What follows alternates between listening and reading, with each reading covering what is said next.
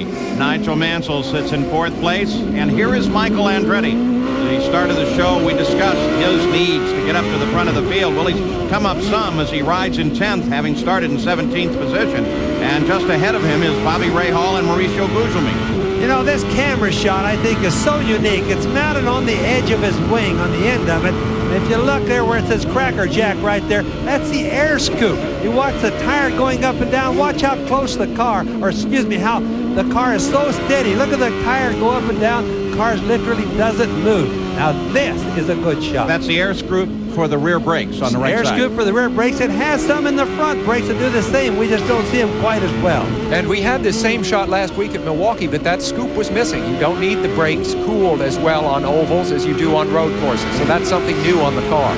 And a drop of moisture on the lens. They mentioned earlier that there was an occasional sprinkle in the pits. And that could indicate that one of those clouds is passing over again, and that too could have a massive impact on this race. That certainly could, but you can see, look at that beautiful sky up there with the clouds. There's not too many really bad thunderheads, just little ones that are going over occasionally. I think it's going to be limited to that, Paul. Only takes one. Look here, as he goes through the corners, watch the roll of the chassis, which you can see.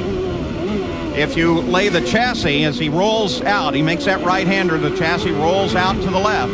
There's very little actual roll in these chassis. They set basically flat, but you can see better from our camera position with the cars than you can by watching the cars run on the racetrack. Well, exactly, Bobby. Compared to a passenger car, there's only a fraction of the roll. I mean, as you look for it there and you try to see the body leaning, you really can't. The reason for that is they're trying to keep the underside of the road car as parallel to the road as possible.